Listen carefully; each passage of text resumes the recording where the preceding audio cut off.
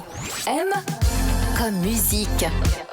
Chaque album est différent, en fait, ça peut jamais être pareil parce que tu découvres des choses, tu travailles pas avec les mêmes personnes, j'ai pas travaillé avec les mêmes auteurs-compositeurs.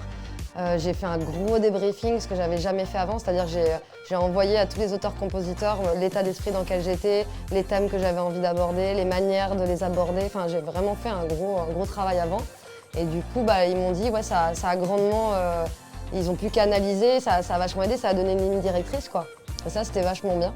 Parce qu'en fait, quand je me suis arrêtée, donc avant le confinement, j'avais décidé de m'arrêter pour prendre soin de moi, de ma vie privée, m'occuper un peu plus de ma vie personnelle. Parce que j'étais beaucoup zaz, beaucoup sur le devant de la scène, beaucoup dans des projets, des choses vers l'extérieur constamment. Et là, j'avais besoin de revenir à l'intérieur.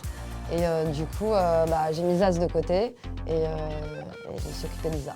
C'est la première fois que je travaille comme ça parce que vraiment, on a pensé l'album comme une œuvre, c'est-à-dire du début à la fin. Dans chaque chanson, il y a des thématiques qui reviennent. J'ai joué d'un instrument qui s'appelle le marxophone, c'est un vieil instrument où tu appuies dessus de 1910. Ça fait gling, gling, gling, donc c'est très, on le reconnaît vraiment bien, donc on l'a mis dans plusieurs chansons. Alors déjà, quand j'ai reçu la chanson de Noé, Le chant des griffes, je me suis pris une grosse claque. Enfin, c'était très fort pour moi. En plus, à l'endroit où j'étais dans ma vie là, vraiment, je me la suis mangée comme un... C'était beau, c'était tellement, mais tellement fort et tellement... C'était beaucoup pour moi, quoi, de recevoir cette chanson parce qu'elle exprime avec subtilité tout plein de sentiments humains. Alors, j'ai rencontré un type qui s'appelle Tanguy et j'ai dit, tu veux pas m'aider à développer mon image, dans le sens, quand je dis développer mon image, c'est à créer des choses dont j'ai très envie, mais que je ne sais pas forcément bien mettre en forme. Et j'ai pas forcément les outils. Et en fait, on a vraiment eu un coup de cœur tous les deux. Et je suis contente parce que moi, souvent, je me fais des fusées. J'ai plein d'idées et je me fais des grosses fusées.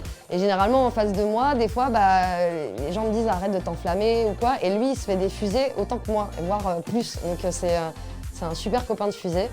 Et du coup, on voulait faire un concert particulier, faire un projet, tu vois, pour montrer le nouvel album.